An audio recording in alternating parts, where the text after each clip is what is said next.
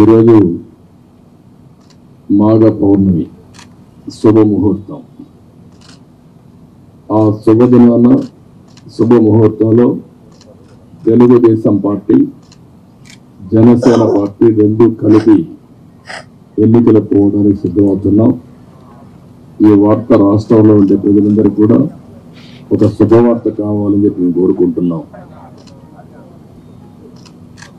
పవన్ కళ్యాణ్ గారు చెప్పినట్టు ఈరోజు ఈ యొక్క కలయిక అనేది రాష్ట్ర భవిష్యత్తు కోసం, ఈ రాష్ట్రాన్ని కాపాడుకోవడం కోసం, భావితరాల భవిష్యత్తు కోసం ఈ కలయిక కలుస్తున్నాం. అదే మాదిరిగా ఈ కలయికలో భాగంగా ఇద్దరం కలిసి చాలాసార్లు మాట్లాడుకున్నాం. పార్టీ నాయకులు కూడా మాట్లాడుకున్నాం. అన్నీ మాట్లాడిన తర్వాత 175 సీట్లలో 24 సీట్లు జనసేన పోటీ చేస్తుంది. 3 పార్లమెంటు జనసేన పోటీ చేస్తారు. మిగిలిన సీట్లలో తెలుగుదేశం పార్టీ ఉంది. మళ్ళీ వారు చెప్పినట్టు బీజేపీ కలిసి వస్తే ఆ విషయాలు కూడా మాట్లాడుకొని మేము తగిన నిర్ణయాలు తగిన సమయంలో తీసుకుంటాం. చంద్రబాబు నాయుడు గారి ఇంట్లో ఒక పత్రికా విలేకరుల సమావేశాన్ని ఏర్పాటు చేసి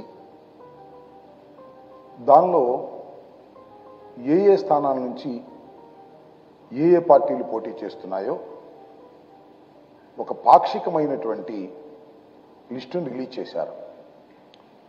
ఒకటైతే చాలా క్లారిటీ ఇచ్చారు.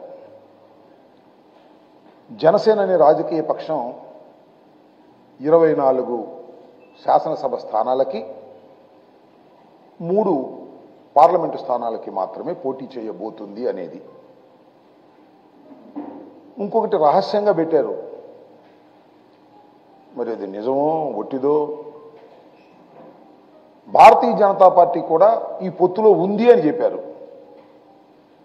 కానీ వెనక సింబల్స్ వేసింది గ్లాసు సైకిలే వేశారు లోగోలో. పొత్తులో ఉందో లేదో వాళ్ళు చెప్పటం తప్ప భారతీయ జనతా పార్టీ వాళ్ళు మేము పొత్తులో ఉన్నామని ఇంతవరకు చెప్పలా.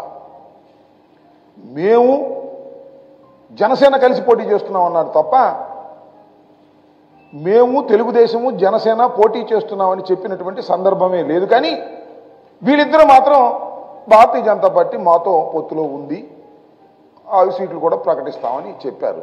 సరే, ఉండా మాకేం అభ్యంతరం లేదు, లేకపోయినా మాకేం అభ్యంతరం లేదు. నేను టోటల్గా చెప్పదలుచుకుంది ఏంటంటే చాలా కన్ఫ్యూజన్గా ఉన్నారు. ఎక్కడా స్పష్టత లేదు. పొత్తులో మాత్రం స్పష్టత ఉంది. ఇవాళే కాదు, నారా చంద్రబాబు నాయుడు గారిని స్కిల్ స్కామ్లో 52 రోజులు జైల్లో పెట్టిన రోజునే పవన్ కళ్యాణ్ గారు ఎగేసుకుంటూ వెళ్ళి రాజమండ్రి సెంట్రల్ జైల్లో ఆయన పలకరించి బయటకు వచ్చి మేము పొత్తుతో వెళ్తున్నామని చెప్పాడు. అప్పుడు సీట్లు కూడా లేదు, ఏమీ లేదు. పొత్తులో వెళుతున్నామని చెప్తే చాలామంది అమాయకులైనటువంటి జన సైనికులు, అమాయకులైనటువంటి కాపు సోదరులు ఏమనుకున్నారంటే ఈ పొత్తులో ఈసారి మా పవన్ కళ్యాణ్ ముఖ్యమంత్రి అయిపోతాడు, గ్యారంటీగా ముఖ్యమంత్రి అయిపోతాడు అని అనుకున్నారు. ఎందుకంటే అంతకుముందు కూడా చాలా సందర్భాల్లో జన సైనికులు, మా కాపు సోదరులు సీఎం సీఎం అని పాపం గొంతు చించుకొని అరిసేవారు.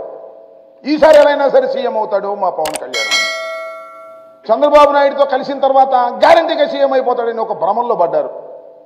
ఎందుకంటే అక్కడక్కడ చంద్రబాబు నాయుడు చెబుతున్నాడు, చూశారుగా మీరు, నాకు సీఎం ఏమన్నా కొత్త, సీఎం నాకేం కొత్త కాదు, నాకేం అవసరం లేదు, ప్రజల కోసం అంటున్నాడు. ప్రజలంటే పవన్ కోసం అనుకున్నారు కొంతమంది అమాయకులు. 60 సీట్లు అన్నారు, 70 సీట్లు అన్నారు. 3వ భాగంతో పోటీ చేస్తామని ఈ పవన్ కళ్యాణ్ గారే చాలా అట్టహాసంగా ప్రకటన చేశాడు. అందరూ చాలా ఉత్కంఠతో ఎదురు చూశారు, ముఖ్యంగా జన సైనికులు. మా పవన్ కళ్యాణ్ 60 70 తీసుకుంటాడు.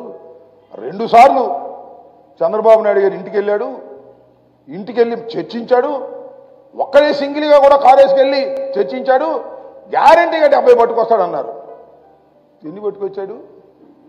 24 అసెంబ్లీ సీట్లు, 3 పార్లమెంటు సీట్లు.